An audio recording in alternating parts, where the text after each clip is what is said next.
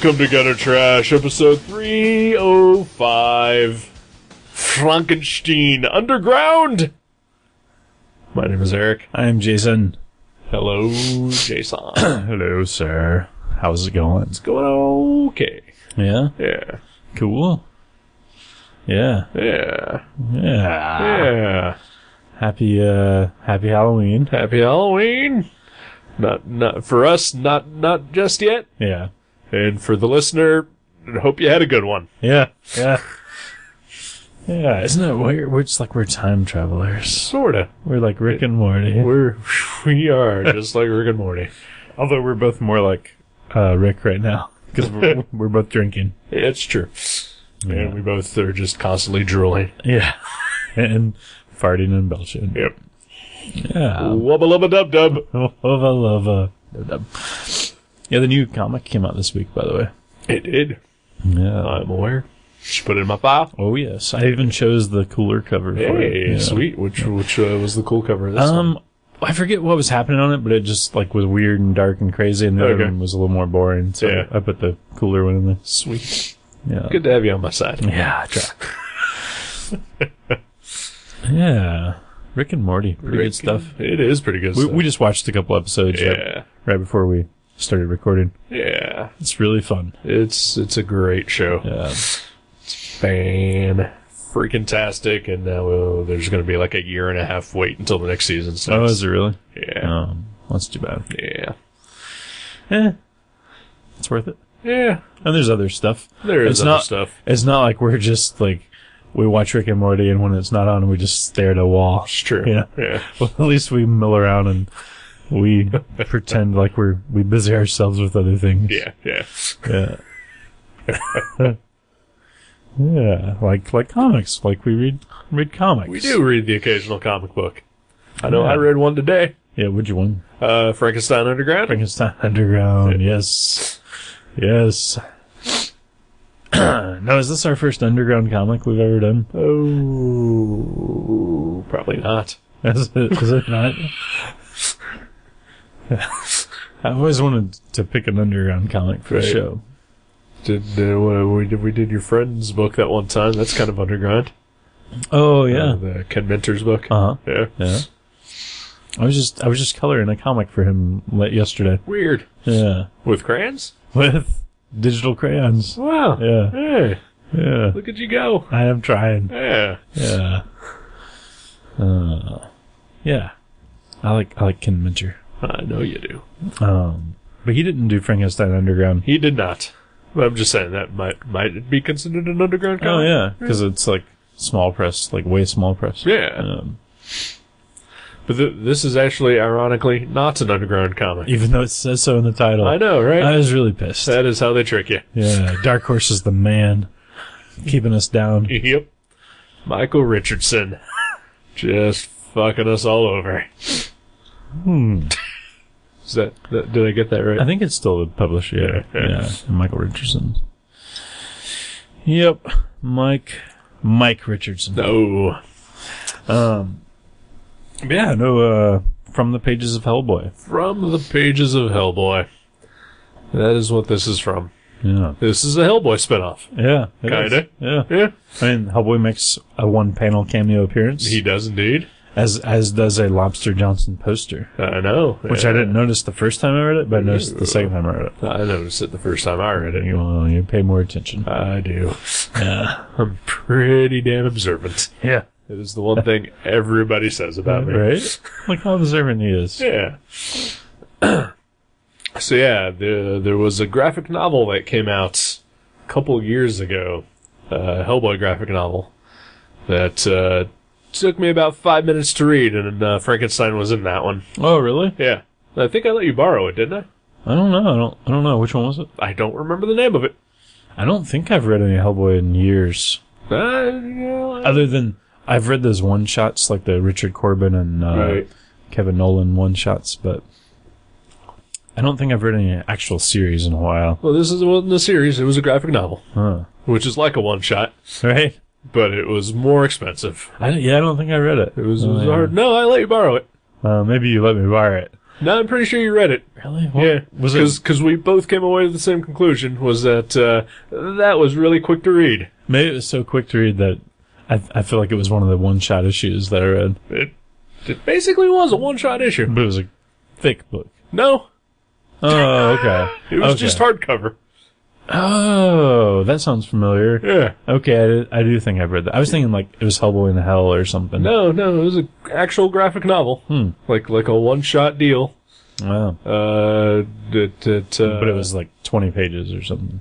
It was not very long at all. Yeah. And it was a hardback. Huh. So, not worth the money. Right. Despite my love of a Mike Mignola. Maybe he needed a little extra cash that Christmas. Could be. I mean, it was a fine story if I remember it. Which I don't. Oh,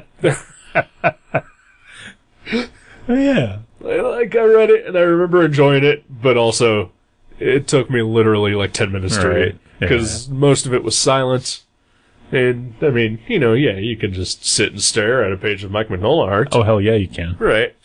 But, when you're actually, reading for story purposes, and not just gazing at the line work, it's a quick read. Yeah. But I believe Frankenstein was in that. See, I can't remember that. The panel in which Hellboy cameos in this book is from that. Oh, okay. Nice. Yeah, because there's a scene, like a montage, if you will, where Frankenstein is performing various tricks and feats that he's been, forced to do. Right. Like boxing against Hellboy is one of them. Yep. And, because, I guess he's kind of, sold around as a freak for a long, long time. Yep. Yeah, I gotta say, this is the most likable incarnation of Frankenstein I think I've ever read. He's pretty likable. Yeah, he's pretty relatable and, he seems nice. Yeah. I like him. Yeah. But it's not, overly, he's not, so put upon that you're it's just heavy-handed, Right. He's just, seems like a good guy. A good guy. Yeah, he's just had a rough life. Mm-hmm. Yeah. He's, well, I will say that, out of all the Frankenstein-related stuff that you have picked for this show, this is the best one. Have I picked more than one other thing? More than one other thing? No. I know I did the cartoon. Yeah, this was much more enjoyable. That is to which I am solely referring. Right. Yeah. Yeah. Well, that was terrible. See, Google that. There was a Frankenstein cartoon we reviewed a couple years ago that I remembered from my childhood being awesome. Right. And I misremembered things. Yep. Go listen to our review. Yeah. We shit on that movie a lot. It's worth shitting on. Yep. It's awful. It's not worth watching, though. Yeah. And Frankenstein in that, not likable. No. Oh, yeah. Could I also go ahead and just get this out of the way? Mm-hmm. Yes, I know that it is Frankenstein's monster, and his name is not actually Frankenstein. Right. We know that. Get the fuck over yourselves. Yeah. We're gonna call him Frankenstein. Yeah. It's called shorthand. Yeah. Right. Yeah. I realized that too, but growing up when I was a kid, it's Frankenstein. Frankenstein was Frankenstein. Right. So, you know what? To me, he's Frankenstein. Exactly. His dad was also Frankenstein. Right. Yeah. He's an intelligent creature. He probably took a name, and his last name would be Frankenstein. Right. Because Frankenstein was his dad. Right. Basically. Yeah. So, go fuck yourselves, Joe. Oh, you were saying that specifically for Joe. Does he correct you a lot? He did. When I mentioned that this is the book that we were going to be reviewing. Mm-hmm. I believe you were there when he did it. I can't even remember that. Yeah, that was 3 days ago, so understandable. Right. I might have not been paying attention. Probably not. You were looking at some sweet Silver Age comic books. Oh, I do get distracted by Silver Age comics. Yes. But also, in general, we know. Fuck off. Right. I like calling him Frankenstein. I don't like calling him Frankenstein's monster. It's a mouthful. Yeah. Right. And Frankenstein just sounds a lot cooler. Right? So. Yeah. We get it. He is Frankenstein's monster, or the creature, or whatever, but we're just gonna call him Frankenstein. Yeah. Because that's what you grow up doing. Right. Yeah. Yeah. But what if we were like one of the characters in the story? What if we were, we grew up thinking the Earth was hollow and there was You mean Neil Adams? Yeah. This is Neil Adams' Frankenstein. Yeah. But then, we would want someone to correct us then. That's true. Right. So I guess, except, the Earth was hollow, and That's they true. did discover an entire civilization. That's true. Neil Adams was right this whole time. Yeah, there is a lot going on in this comic. Yes, there is. Like it's not just a story about, hey, this creature called Frankenstein's monster is walking around. Like that's so not all of what's going on at all. That I would say is the least of what is happening. He's kind of like he's kind of the straight man in this book. Yep. Like he's the character from whose viewpoint you see all this crazy stuff. Right. Which is pretty crazy. It's pretty crazy that you're relating to Frankenstein's monster. You just called him Frankenstein's monster. I know. Okay. I forced myself to say it. But yeah, it is weird, isn't it? That is like Yeah. the normal character in this book. Yep. Because again, he's an okay guy. He's a bit of a murderer, but normally in self-defense. Usually. Yeah. It does touch upon the original novel a little bit. Yeah, there's like a couple of panels I think that are like just a scene from the book where he's talking to his creator. Right. What's that guy's name? Gosh, I know it. It's Frankenstein's creator. Okay. Yeah, I can't remember his name. I always just, when I was a kid, I just called him scientist guy. Yeah. So, yeah. There was Frankenstein, who was the monster. Right. And then there was scientist guy. Yeah. Who threw the lever. Right, he makes the monster. Right, Yeah. exactly. But yeah, I really liked this book. I did as well. It was so cool. It was like weird, dark poetry. Like it was just so strange, but like not in a like incomprehensible way. No, yeah. Just like all kinds of like weird, moody, crazy characters, and it was really neat. I liked it a lot. It's I mean, it is a Hellboy spin-off of sorts, and then it is written by Mike Mignola. And it definitely reads like just a crazy Hellboy story, but instead of Hellboy, it's Frankenstein. Yeah, very much so. Yeah. But like it almost has like he has different motivations probably than Hellboy does. Oh yeah. So Hellboy, his motivation mostly is just it's his job. It's his job. Yeah.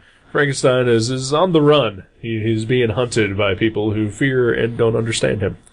And he doesn't really care if he lives or dies. He mostly just wants to die. Yeah, right. He has lived for a very long time, and mostly is just feared and hated. He's been treated poorly. He's either hated and feared, or when people embrace him, it's to exploit him and misuse him. Right. So yeah, he's not none too happier with his life. Yeah. And it opens up with him on the run in the middle of the story, and he stumbles upon a witch who heals him, and then she winds up getting killed. Yeah, and he's really angry about that because this was like his one new friend. Yep. Yeah, she took him in and tried to help him, and she dies, and so he freaks out and starts screaming at God, and then suddenly the floor of the cave he's in opens up, and he falls down to hell. Yep. End of issue 1. Yep. Yeah. End of issue 1, guys. Yeah. Yeah, exactly. It just goes from there, too. Right. Then Neil Adams shows up and talks about his Hollow Earth theory. So, I just got a quick aside here, where we're joking about Neil Adams here, and then that's all fine and well, because I mean, let's make fun of the guy with the crackpot theory. Why not? Yeah. Yeah. And it's not like we're making fun of, like, some homeless man that lives down the road that has this crackpot theory. Neil Adams is doing all right. Yeah, he makes, like, $10 per autograph. Yeah, he's doing okay. Oh, It's a little more than $10. Is it? I believe it's $30. Yeah. Yeah. Andy believes in the Hollow Earth. Andy believes in the Hollow Earth, yeah. But before you showed up earlier today, I was watching the television program Arrow. Okay, yeah. And there was an entire scene that took place where they mentioned the name Neil Adams no less than 7 times. Right? Yep. Was there a character named Neil Adams? There's an unseen character named Neil Adams. There's a new character in this season who is, I guess, supposed to eventually be Mr. Terrific. Okay. He's talking to one of the main supporting cast, and he's trying to guess who Green Arrow is. And he has decided that it's some guy who works in the office whose name happens to be Neil Adams. And then they say the name Neil Adams Over at least 6 more times after that. Yeah. And I hate that. Yeah. Fuck you, Arrow. You had been doing so well for such a long time. Maybe it's that other kid that works down at the copier, Denny O'Neill. Yeah, maybe it's that guy. Yeah. So anyway, sorry about that. That was just a little mini rant there. Yeah, it gets much worse. Don't worry. Yeah. So so this the story takes place with Frankenstein and inside the Earth, and he meets. At first, he's kind of enslaved. Yeah. For a moment, but then he has to. He also gets attacked by dinosaurs and a giant, like golem style monster creature. Yep. And then he meets the devil. Yeah. Who is just an American. Yeah, of course. Yeah. Of course. Yeah. Yeah, and there's a woman who can see visions of the future, right? Does she see future visions? The queen of the whatever. Maybe. She knows about the Hollow Earth. Yeah. And the Virgin Mary. Yeah, the Virgin Mary. There's zombies. There are zombies, yeah. And none of this is spoilers because nope. None of this is like integral to like a plot twist. This is just stuff that happens. There's all kinds of craziness in this series. Yep. There are vampires of some sorts. Oh yeah. Like French vampires. Little Cthulhu monsters. There's definitely some Cthulhu monsters. There is actually quite a... Right around the time when the Cthulhu monsters show up, as the story is explaining, actually ties in a lot to the Hellboy mythology. Oh, does it? Like, okay. yeah, I recognized some stuff having read previous Hellboy series. That's one thing I love about all the Hellboy stuff he's done is it all does kind of tie in. Mm-hmm. And like even though I haven't read, I haven't read hardly any BPRD, but I haven't read a chunk of the Hellboy stuff. Yeah. I'm impressed by just how little he like doles out the information and like, right. You know, and then like a nice pace. He's like revealing things over the years. He's a very good writer. He is. He's an amazing artist too. Oh yeah. But he did not draw this one, unfortunately. He did the beautiful covers. And when I say unfortunately, I mean that only in the way that this would have been even better had Mike Mignola also drawn it. Yeah. But to say that is to not put any slack on Ben Stenbeck? Stenbeck, yeah, I think. Stenbeck, the actual artist of this comic. He's great. He is pretty goddamn fantastic, too. Yeah. And I'm sure he would even say himself, he's no Mike Mignola. Right. He did draw the Hellboy BPRD book that came out this week. Yeah. So I guess he does a lot of Hellboy stuff. Yeah, I think so. I think, didn't he do the Witchfinder series? Yeah, I believe so, yeah. Yeah, which apparently this is a spin-off of Witchfinder as well. Like it ties in. In the first issue in like the letters column, I read the letters and they were like, you don't have to have read anything else to read this, but they're like, but if you want to read, these two series, and I think one of them was a Witchfinder thing. Oh, that's cool. Yeah. Sir Edward Grey Witchfinder? Oh. Was that the name? I don't the Vincent Price thing? Or no, that was something Hopkins Witchfinder General. Yeah, it was the Witchfinder General. Yeah. Not a terrible movie. Yeah. Also, not a terrible band. Yeah. Yep. Witchfinder? Witchfinder General. Okay. Yep. Okay. Yeah. I don't know, but what else about the story do you want to reveal? Because it's basically Frankenstein wandering around trying to figure out why he's doing, why he's alive and what he should do. And yeah. That's pretty much it. It is pretty simple, like on the surface. It's just all the weird stuff that kind of gives it its flavor. There's some awesome flavor to it. That's a good way to put it. Like the vril, I guess it's called, the magical light that these creatures are searching for, like the guy the American that Frankenstein mistakes for the devil because of his mask. Yeah. Like his team of people are living in the Hollow Earth, and they've like, they were like escaping all the war and everything that was on Earth. Yeah. And then while they were down there, this leader guy, instead of looking towards the future, he like dusted off all these old ancient artifacts that he found down there and was like trying to... He unleashed an ancient evil. Evil. Yeah, ancient evils, they exist, apparently, even in the Hollow Earth. Yep. And, and so he's kind of obsessed with finding this vril, this power. Yep.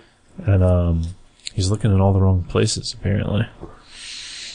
And that's there's like some really cool stuff without spoiling it, I don't want to say. Right. But there's a lot of, I don't know, fun stuff with that going on. There is. And then we get the secret history of the world, which is revealed as well. And, we touch upon like a lot of Lovecraftian stuff about the great old ones, and it's got a lot of stuff to it. Yeah. That it just makes it really fun to read. Yeah. It's creepy. And then also you're dealing with, a monster walking around doing stuff. And on top of that, it ends okay. Yeah, it does. It's like kind of tied up in such a way that you kind of feel good after the ending of it. A little bit, yeah. And you're rooting for Frankenstein. You're like, he's gonna be alright. That guy's gonna do well. Yeah. Yeah. Frankenstein's monster, that is. Oh. Yeah. Okay. Yeah. Well, I know that he's gonna be in a movie starring Aaron Eckhart. Really? Well, that already happened. Oh, really? Yeah. I, Frankenstein. No. Yeah. I don't know. I have zero desire to ever see that movie. I've only heard terrible things. I shouldn't pick that as the movie. Probably to follow not, this up. Yeah. Yeah, because, I wanted to read this, because this is Halloween week for us here. It's like, as we record this, it's 2 days before Halloween. Yep. And I was feeling like this Frankenstein would be a good holiday read. Yeah. It was, and it does kind of have some uplifting moments to it, and Frankenstein himself is not a rampaging creature, but a thoughtful, soulful, just sort of sad guy. Right. Which, kind of reminds me of Concrete a little bit. A little bit, yeah. But he gets angry. He does get angry. Yeah. Like a lot of but only when guys. crossed. Right. Yeah. Yeah. And, maybe I might find something relatable in that. Right? A sad guy that gets angry at times. Yeah. Yeah.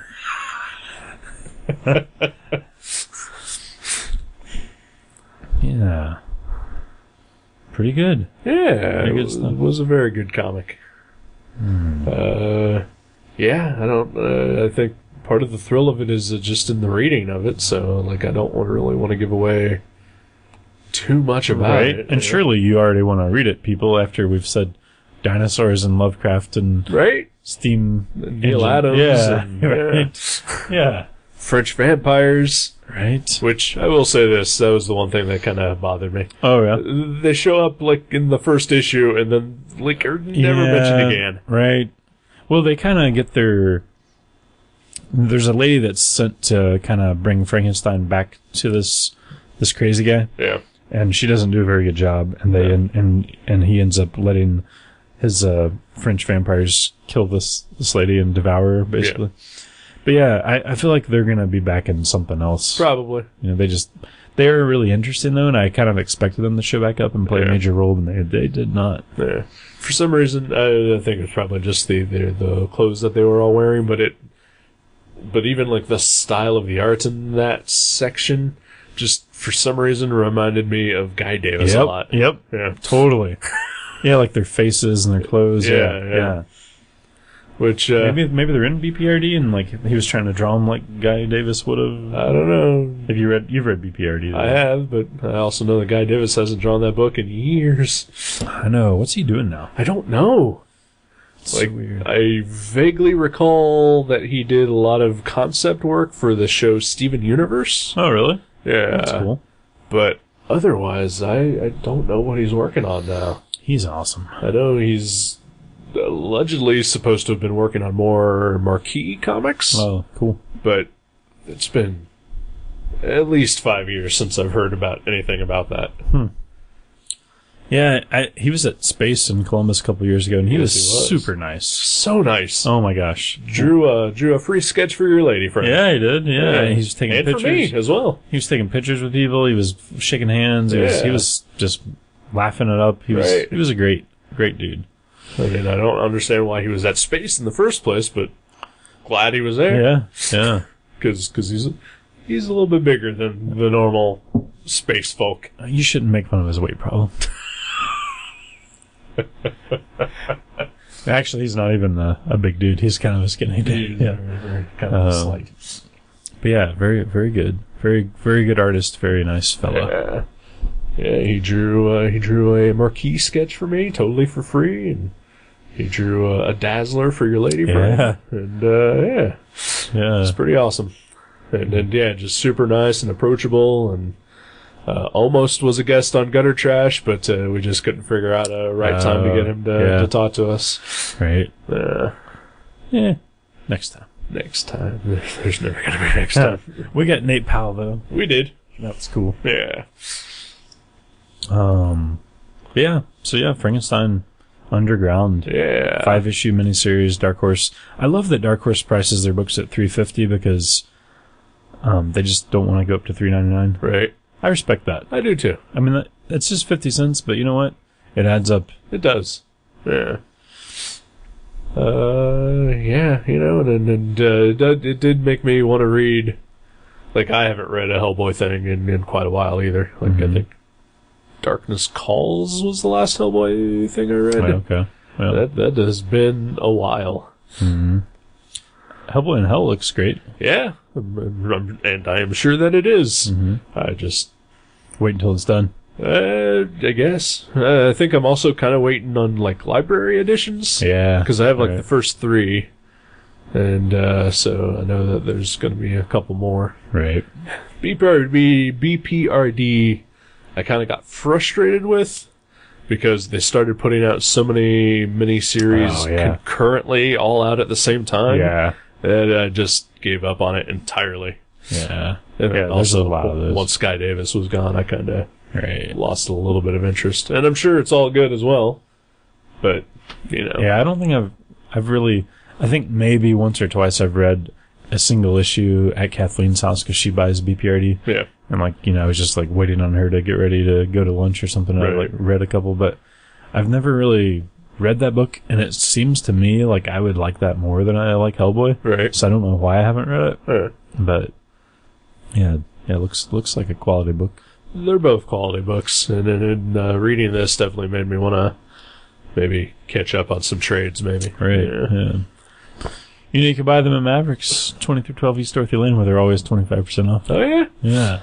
Will there be, perchance, maybe a bigger sale coming up soon? I think this weekend, which is last weekend to the listener. So probably never mind. I forget what we're doing. I think it's 30% off. It's not much more. I mean, we don't really make a whole lot on this when we do that. So, but yeah, good book. Yeah, good pick. Fun to read. Sweet. Hey, one little last little thought, which has nothing to do with this actual comic. Okay. Who did the Dark Horse logo that's been on Dark Horse for a while now? I'm not sure. I can't quite, it doesn't quite look like Mignola. Right. It doesn't really look like any certain artist to me. Yeah, I don't know. Maybe it was just a random graphic designer. Yeah, could be. It's very good, though. Yeah. I mean, they've had that logo for at least a couple years now. Yeah. Oh, yeah, at least. Yeah. I know that Mignola designed the Legend logo. Yeah, oh, yeah. From way back in the day. Yeah.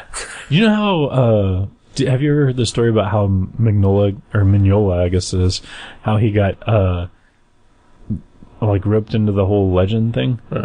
Like when Image... Was it John Byrne? No, it was Art Adams. Oh. When, like, Art Adams was invited to like, put something out at Image, and he just didn't really want to throw in with the Image crowd for some reason. That's weird. Yeah, alright. And so he was, like, brewing this, like, him and a couple other guys were, like, I guess Frank Miller and John Byrne. They were brewing up the whole Legend thing, and they're like, do you know anybody else that might want to be part of this? And he goes, well, my next door neighbor's pretty awesome. And his next door neighbor was Mike Mignola. Wow. And so Art Adams got Mignola to be part of the Legend thing. Wow, I'd never heard that before. Yeah. I guess it was on, Art Adams was interviewed on some podcast recently where he said that. Wow. Why is he doing podcasts? Yeah. I don't know. I mean, he should be drawing a thing. Maybe he was Skyping while he was drawing. Could be, I guess. Yeah, keep that man locked to a drawing board. Seriously. Don't let him out of the house. He is far too slow to be. And too precious of a commodity. That as well. There's only one Art Adams, and it's not going to last forever. There's only one Art Adams, and it is not Nick Bradshaw. Right? Yeah. I like Nick Bradshaw. I do too. Yeah. But he desperately wants to be Art Adams. He's like a good cut rate Art Adams. Right. He's like the Art Adams that you buy at Odd Lots. Yeah, every time a cover for a Marvel comic comes out that has one of their art on it, we play the game like, is it Nick Bradshaw or is it Art Adams? You gotta look for certain, like you try to like avoid looking at the signature, right? But you look for certain little signs like faces and whatnot. But it seems like a fun game. Yeah, it's pretty good. And again, I don't have anything against Nick Bradshaw. Like I said, he is he is a good substitute for Art Adams. He is the equal to Art Adams, like the sugar. Right? Yeah. Yeah, Art Adams is like sugar in the raw. Right. He is the shit, man. Yeah. And Nick Bradshaw is aspartame. NutraSweet. Yeah, he's pretty good though. Isn't that weird though? Like all of a sudden he started drawing like Art Adams because he'd been doing comics for a long time, and he had a pretty recognizable style. A little bit. Like I would say, like wasn't his earlier style a little more reminiscent of like J. Scott Campbell? Yeah, because I mean he did Rockin' and Army of Darkness. Yeah, and I thought he was really good, and I still think he is, but it's just strange to me that his style switched so drastically. Yeah. Hey, whatever. Yeah, it works for him. Paying the bills. What I would like to know though is when is there ever going to be any more Monkey Man and O'Brien? Oh yeah.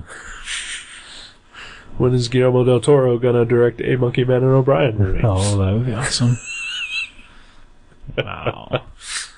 I'm just saying I like Art Adams, and he doesn't do nearly enough. Yeah. And when he occasionally does do something, it's usually not anything I want to read. There's a variant cover, I think, last week for... Oh, yeah. Or he does variant covers that I don't want to purchase. There's a lot of those, like the Marvel Monster variants. He did one of those. I forget which title, but... Yeah. I think he did one issue of Guardians Team Up. Yep. Yeah. Yep. Just the one. Yep. It's pretty. Oh, I'm sure, yeah. I think I bought it. Yeah. Only because he drew it. Yeah. I know, I still have issues of, like, Red Hulk just because he drew them. Even I didn't go that far. Yeah. I mean, they were cool, though. They were cool. Oh, yeah. They look nice. Mm-hmm. Yeah. Mike Mignola.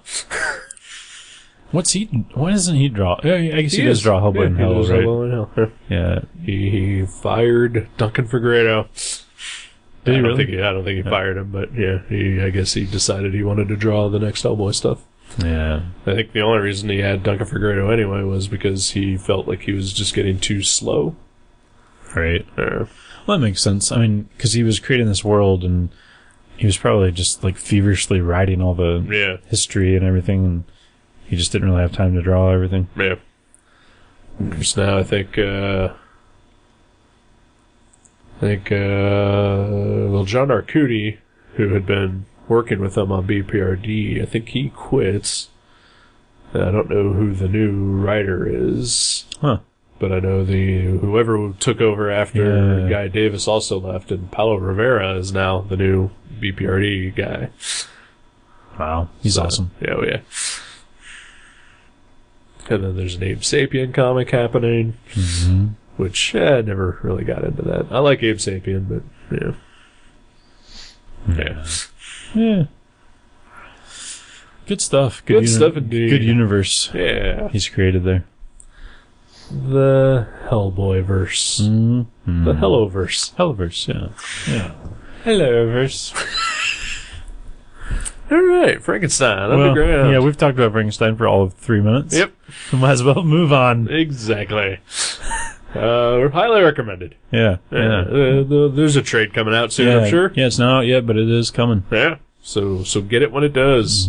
Or find the individual issues at your local comic shop. Yeah, we have some of them. Not all of them. Yeah. But you know what? That's half the fun. Exactly. All right, let's take a break. All right. We'll be back.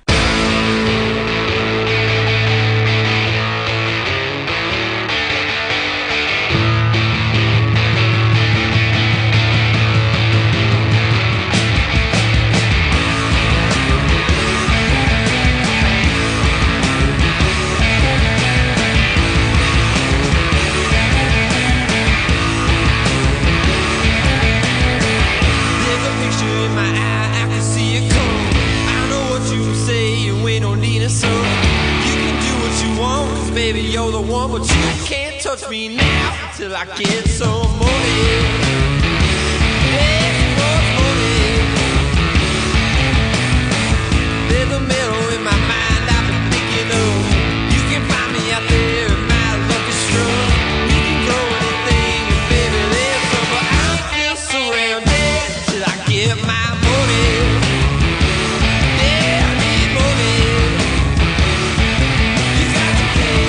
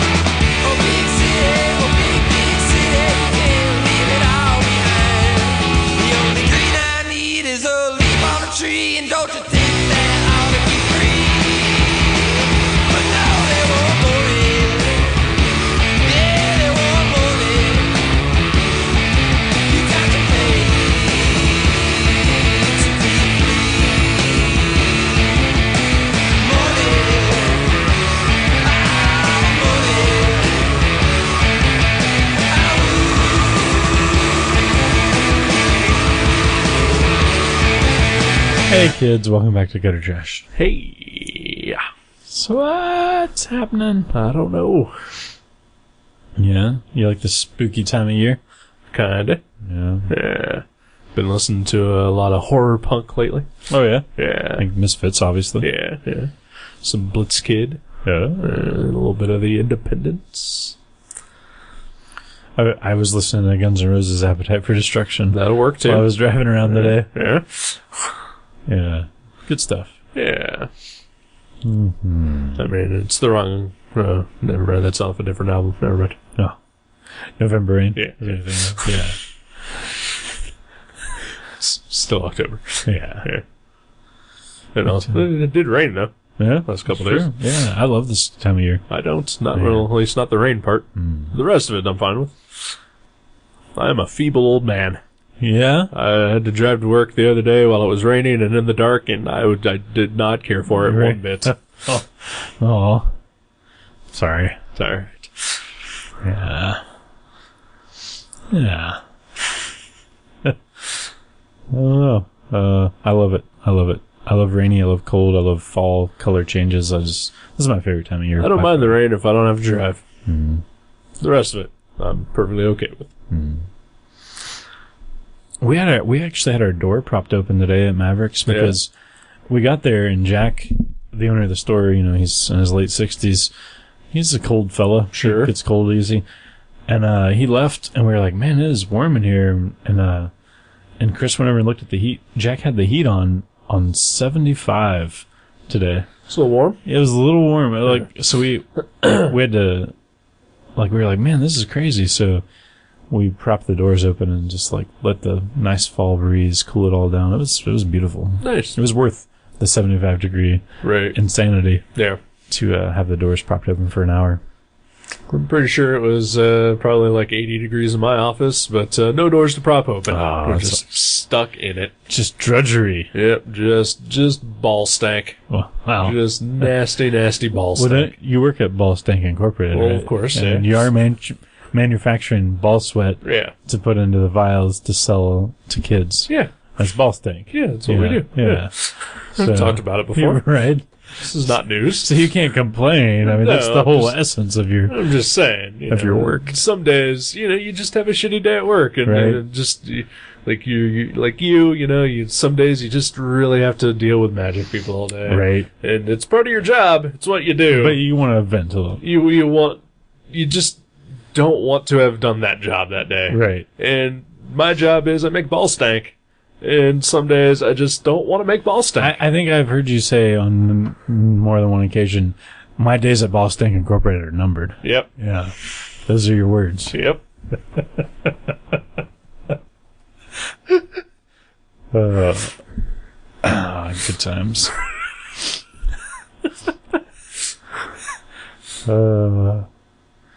Yeah. Yeah. So what else have you been up to? Other than making ball sweat for the man. Well, I've also been doing some freelance ball sweating. Yeah. Well, once you get in the groove, you might as well just keep it going. Do a little extra on the side.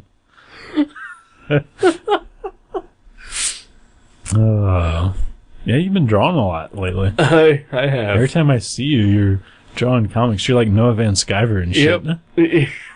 I certainly am. You're like the Noah Van Sciver of Dayton, Ohio. Yep.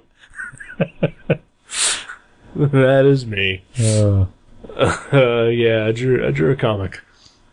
Yeah. Yeah. Like a real one. Like a full 24-page comic with a cover and everything. Right. I wrote and drew it. All in the span of 2.5 weeks. Yeah, it's pretty impressive. Yeah. Usually takes about a month or so for a comic to get made. And those are for professionals. Those are professionals who that is their sole job. Right. This is what they do from the time they get up to the time they quit. Yeah. You don't see Neil Adams go to Ball Stank Incorporated and then go back home to his Hollow Earth spot and churn out a Batman comic. Nope, he is in his Hollow Earth spot churning out Batman comics. Right, all day long. Yep. That is what he does. Mm-hmm. Not me. I go to Ball Stank, and then for the last 2 weeks I've been coming home, and basically during my every non-working hour and non-sleeping hour, right, which were limited. Right. Oh yeah. I was drawing a comic book, a terrible comic book, 24 pages of nope. I enjoyed the comic too. That is unfortunate. I watched you draw some of it. You did. You helped draw some of it. Some borders and I did a pinup. You did a pinup, and you also laid out 2 pages for me. Well, you got credited on the inside front cover as art assists, right? As did our friend Joe Grunenwald. Yeah, Joe Grunenwald. It's good to see him in the world of comics. Yeah. He just rolled out some borders for me. Right? Yeah. Yeah. I knew that I was not going to be able to fill the entire comic by myself in the limited time that I had to do it, so I had you and my friend Bruce do some pinups, and I had asked my friend Kurt to do a pinup. And Kurt dropped the ball. He was too busy watching the Cubs lose. Yeah. Which that happened, by the way. That did happen. Yeah. Sadly. Maybe that was what took the wind out of his sails. Could be. Because he was at I don't think he was at the final game. He was at one of the games. He was at one of the games. He was during one of the National League Division playoffs, I think. Right. But not the championship playoff, I think. Yeah, no, that's right. Yeah. Because he went to one of the games where they were on a winning streak. Yeah. And not when they were on the losing streak. Oh, my gosh. Isn't that crazy? Because they got swept. Yeah. Well, we were talking about this the other day, too. And, oh yeah, did you have to pay out your $20? Oh yeah, he didn't even mention it. He was very kind. Like in March, I made a bet that the Cubs were going to win the World Series, and they all laughed. As well they should have. Yeah. So I paid my $20, but yeah, no, I was going to say, like, the guy that was just like a home run machine for the Mets. Yeah. Daniel Murphy. You know, we found out that the cursed goat. Yes. And back in 1945, that was not permitted into Wrigley, which caused prompted the gypsy man to curse the stadium. Yeah. The goat had the same name as the guy who kept hitting home runs against the Cubs. Of course. They were both named Murphy. Yeah. Isn't that fucking crazy? That's a little weird. Also, who expects a goat to be Irish? Even Harry Carey couldn't have seen that coming. But this guy that hit he hit as many home runs as Ernie Banks and Ty Cobb combined in the postseason. He hits 10 home runs a year, and he hit 7 in the postseason. Yeah. That's incredible. That's the kind of thing that only a gypsy curse could empower you to do. I think The Onion actually put out an article that said he's like, I actually hit home runs like this all the time. He's like, I've just been pulling it back, reeling it in a little bit, because he's like, I really wanted to just go crazy against the Cubs. He's like, I really wanted to just let it loose. Yeah. For the goat. Right. Yeah. So anyway, Kurt. Sorry. No, yeah. So Kurt was not able to do a pinup for me, so I went to my last resort. Pat Kane. Pat Kane. Our good friend. He came through. He did. He really did. And in very, very short notice. Yeah. And unfortunately, apparently, he drew Frankenstein. Frankenstein? From Frankenstein Underground? Traditional Frankenstein. Oh, okay. No, one of my friends saw the pinup and said, "Why is Frankenstein on the back cover?" I said, "Well, it's not really Frankenstein. Right. It's he drew, gave him reference for one of the zombies from. I guess I should explain what the fuck I did. Oh yeah. Yeah.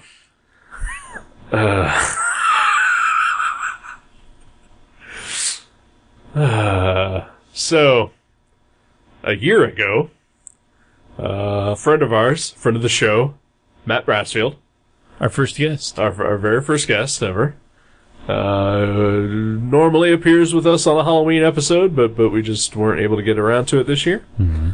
But a year ago, I was in a bad financial situation at the time, and he offered to give me the money that I needed in exchange that I would draw a comic book for him. Yeah. And now, normally, I think when one says that, you're thinking, okay, well, he's going to write something and I'm going to draw it for him. Well, that makes sense. Or, he's going to give me an idea and then I'll put it together myself, but it'll be his idea or whatever, and I'm drawing it for him because he can't draw. That kind of thing. That is not what I am talking about. No, this is a far more special and interesting scenario. Yes. Matt Brassfield, and he's been asking me to do this for years, and I'm sure he's been asking other people as well. But apparently I'm the first person to do this. He wanted a custom-made comic made especially for him to read. Right. That he did not want to know what it was about. All he wanted was that it would be either a straight-up adaptation, a prequel, or a sequel to a horror movie that he likes. Right. Yep. And he gave me a list of movies and said, pick one, don't tell me what it is. Right. He doesn't want to know until it's in his hands. Exactly. Yeah. So this comic book was literally made And I know that the word literally gets tossed around a lot to the point where it almost has no meaning It's anymore. literally the most overused word in the English language. Yeah. I am using this in the most proper context that it can be used. This comic book was literally for one human being to read. Right? It's crazy. Yeah. But kind of beautiful at the same time. I guess. So, yeah, he gave me a list of movies. I picked the movie that I wanted to do. And, like I said, this was last year. With the deadline being Halloween of this year. So you got a year to do it. I had a year to do it. Flash forward 10 and a half months later. Flash forward 11 months later. Right, yeah. Flash forward to 4 weeks ago. Yeah. I said, well, maybe I should probably do that. Right? Because I was not able to get the money to pay him back so that I wouldn't have to do it. Right. Oh, that was an option? Not to him, Okay. but it was an option to me. You were going to see how that went over, though. No, I was going to try to get the money back to pay him so that I would not have to do this. Right. Because that is how little I wanted to be doing this. Right. That I would have scripted saved to not do this. Again, not one of the options on the board. Right. This was just me not wanting to make a comic book. Because 7 years ago, I decided I don't want to make comic books anymore. Mm-hmm. Right. Because I hate it. It is the worst thing in the world to do. Oh, I've done worse things. Okay, it's the most tedious thing to do in the world. I love doing it. I love doing it. You know what? And some people do. You people are crazy. And you're built for it, though. It's a skill set. And you have it or you don't. I don't. Oh, I think you do. No, I do not. What I have is an ability to bullshit my way through 24 pages of nope. So anyway, so I picked this movie called The Video Dead. And I watched this movie twice. And it is a terrible goddamn movie. But of all the other options that I had, it is the only one that I thought of any kind of continuing story for. Right. That I could conceive of maybe even wanting to read or even, see or whatever. And so I did a sequel to The Video Dead. And the movie is about a TV that only broadcasts one channel with one movie called Zombie Blood Nightmare. And the zombies from Zombie Blood Nightmare come out of the TV and attack the real world and kill people. But they're not your typical zombies, other than they're just walking corpses. Okay. They don't generally eat anybody. They don't turn any other people into zombies when they kill them. Okay. They're just rotting corpses that walk around and kill. Yeah. That's scary. Yeah. And they come from a TV. That's even scarier. Yeah. Because we all have TVs. We do. We can relate. Yeah. And so, so my comic is a sequel to that, in which one of the characters from the first movie survives, and she goes on to fight the zombies in the present day. Yeah. Yeah. And And you did it. I did it. You fucking did it. I drew all 24 pages and a cover. And lettered it. And wrote it. Printed it. I sent it to the printer. Yeah. To print one single copy. One copy. Right. For Matt Brassfield. Matt Brassfield. Yeah. Oh yeah. I told this to Joe yesterday. He had no idea that this was only going to be one single copy printed. Oh, yeah. He thought this is going to be mass produced and I'm just going to give it away. Right. Nope. Literally for one human being. Yeah. To read. And he could have read it if he just wanted to read it on his computer, because it's, easier and it doesn't cost anything. Right. No. he wants an actual physical copy. You know, I'm with him on that. I much, much, much prefer the physical copies on comics. Yeah, on anything, really. But it's like Stan Lee said. What did he say? I don't know what he said. He's Excelsior. He said comics are like boobs. He's like, they look nice on a computer, but it's better to hold them in your hands. All right. I did not know that he said that. Yeah. He's not wrong. Yeah. Right. At least in that scenario. In that scenario, he is not wrong. Yeah. So I lived and breathed this thing for a while and hated every goddamn second of it.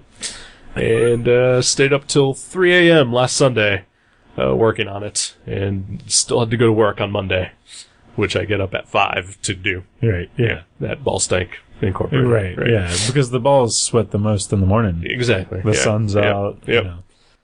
So the point that I'm kind of getting to here is that I'm not good at comics, but I am apparently really good at bullshitting through a comic. Right. And cheating in every possible manner.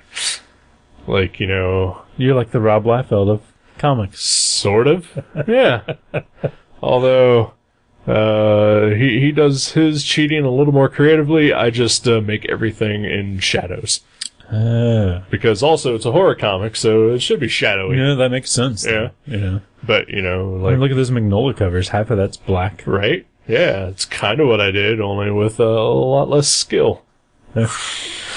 Or talent. But you got the job done, and that is what matters. That is true. I did make a comic. A comic. A comic. One copy. One copy. That's right, people. You want to read this thing? Too bad. Sorry. Can't. Unless you know Matt Brassfield, and you're able to see if he will let you borrow his copy. The one copy on the planet Earth. One copy, yeah. I won't get into any more than that. But, so that happened.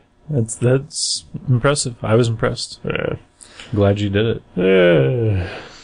I'm not. I'm still exhausted. Right. Like it's been done now and out of my hands since Monday, and it is almost Friday now, and I am still tired. Still a little tired. Right? Yeah.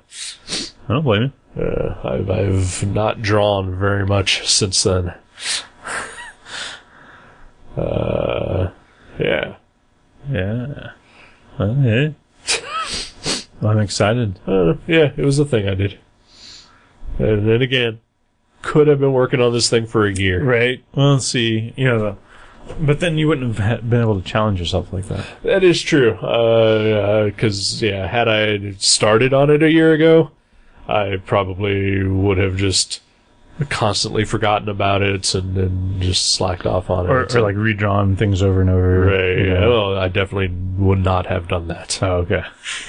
Oh, by the way, if for some reason, for however this might happen, but it probably won't, you were ever to read this comic, and as I said already, it is 24 pages of nope.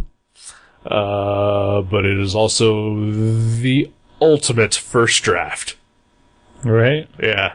There was no editing or revising or thinking things through. It was just, this has to be done. I feel like it runs real smooth though. Like I've seen it, it's cool. It is. I did it in the weirdest Marvel style way possible without it being Marvel style. Oh, how so? Like Marvel style, like the Stan Lee style of comic book writing is basically, here's a paragraph of what this comic book is, draw it. Yeah. And then he goes back and adds the dialogue. Right. Which is kind of what you did. Sort of, except that, when Stan would get the pages back, he wouldn't have any idea what was happening. Because Jack Kirby just did whatever the fuck he felt like. Jack wrote and drew it. Right, yeah. So he would try to make the dialogue fit to sort of make some sort of story sense, even though there would, maybe be a Silver Surfer character in it that had never been discussed prior. So mine was more, I broke every page down by this happens on this page, this happens on this page, this happens on this page. And then I thumbnailed each page out literally minutes before I actually drew the page. And I had a rough idea of maybe what I wanted the dialogue to be, but I wrote no dialogue for it until I lettered the thing. Wow, nice. It's a different approach, I'm gonna imagine. Yeah, a little bit fly by the seat of your pants kind of thing. Yeah. And then it didn't turn out too horribly in that respect. It came out good. Yeah. I think it reads well. Yeah. Like, that's the most important part of something like that. Yeah. Like, the story flows and you can tell what's going on. And good. It's nice. Yeah. Yeah, I'm sure the one man that's read it is really happy. I guess. Yeah. I'd love to see that copy sometime. Like, I kind of would too, just to see how it looks as an actual physical paper, copy, right? Yeah. And just to see, how the printer handled it, right? Yeah. Well, cool. So that's been my life for the last couple of weeks. Well, good work. Yeah, thank you. Other than work and other stuff. So, what about you? I've been drawing. Yeah. I just finished drawing a 8-page comic for a dude. This fellow named Joseph Tenney. And I met him. He's from North Carolina, and I met him at Space, and we've been pen pals for a while.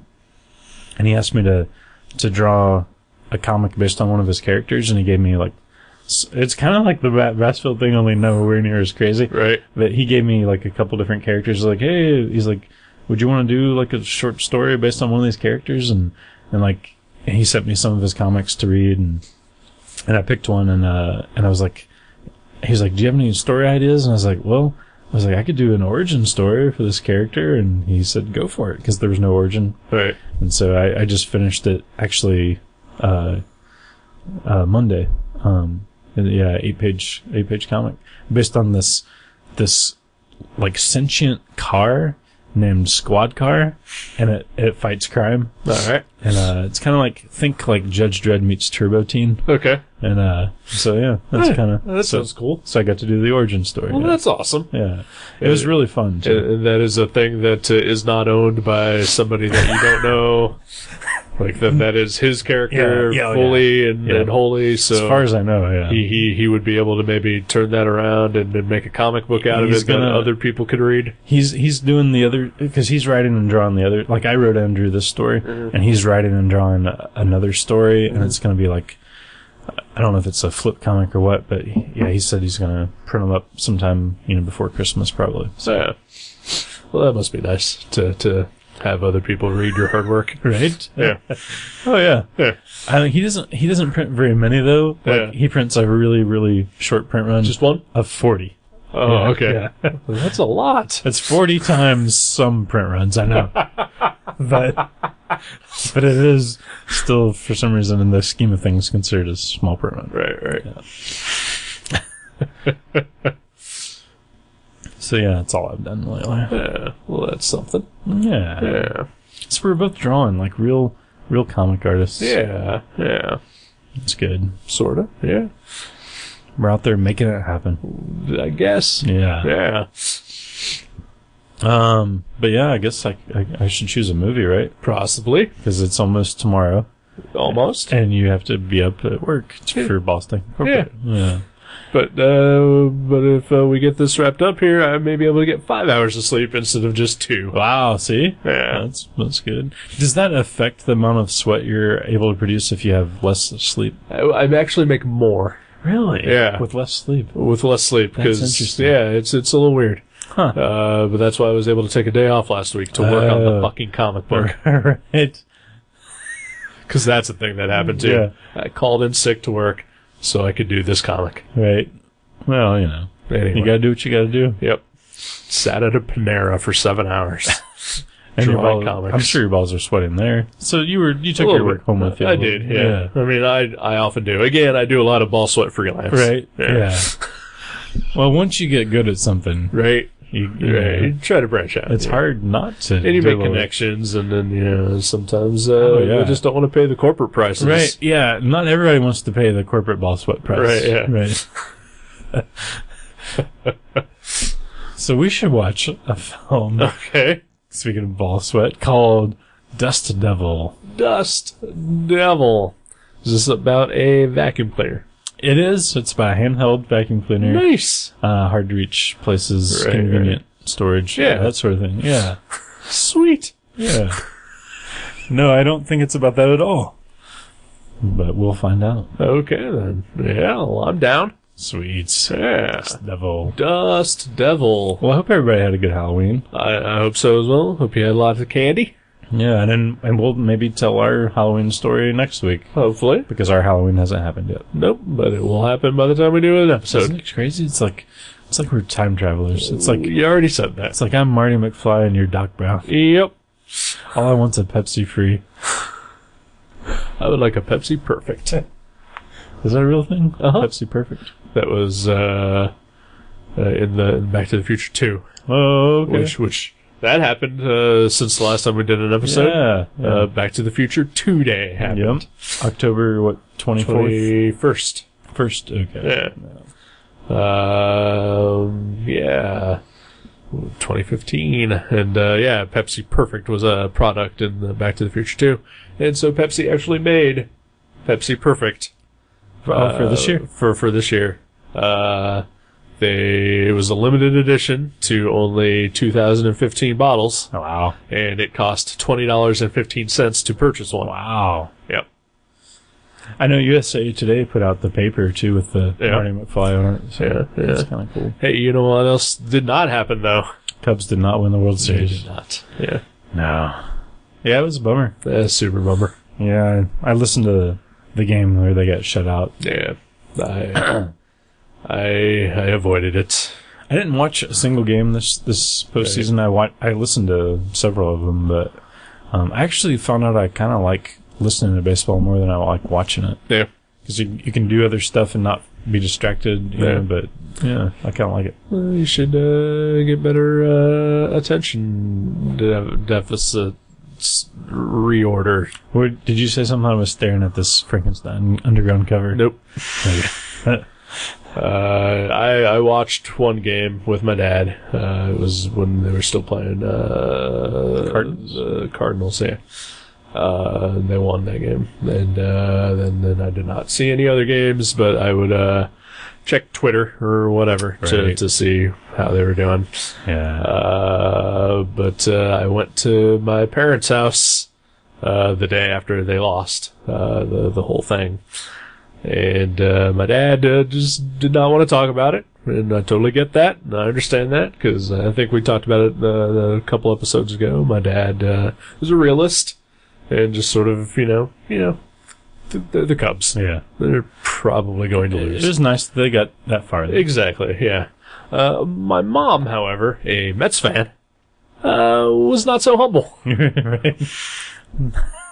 See, my brother's a big Mets fan, but he was really nice about it. Right. He didn't gloat at all. He was just like, yeah, I'm really excited for the Mets. I was like, that's cool. My mom gloated. Every couple minutes she would walk in the room and say, how about those Cubs? Oh, that's mean. And my dad would just kind of roll his eyes. That's mean. Yep. Oh. That's my mom. Mean. Explains so much. Okay? Yeah. Well, yeah, I get the mean from my mom and the sad from my dad. Right? Yeah.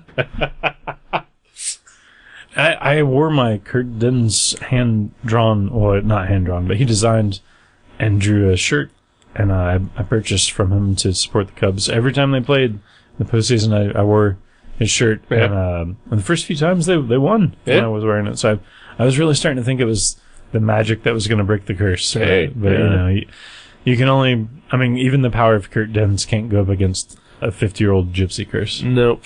Yeah. I 60 actually... Huh? 60. Yeah. There's some... 70? Oh my God. Yeah. 70. Jeez.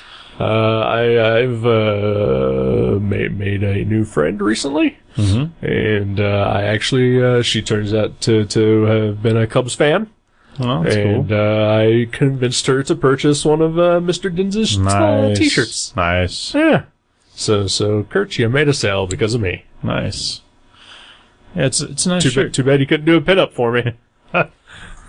It is a very nice shirt. Yeah. And I wish that there was maybe a fat guy size that I could wear one. I'm sure. But there is not. Does any of his shirts, does he have larger size? 2Xs as far as he goes. And I'm a little bit bigger than a 2X. Yeah. Yeah. Because I'm a big-ass fat guy. Well. Dust Devil. Dust Devil. Yeah. Here it comes. Here it comes. In your face. Wow. Bukkake. All right. Happy Halloween. That's what I'm going as, by the way, for Halloween's Bukkake.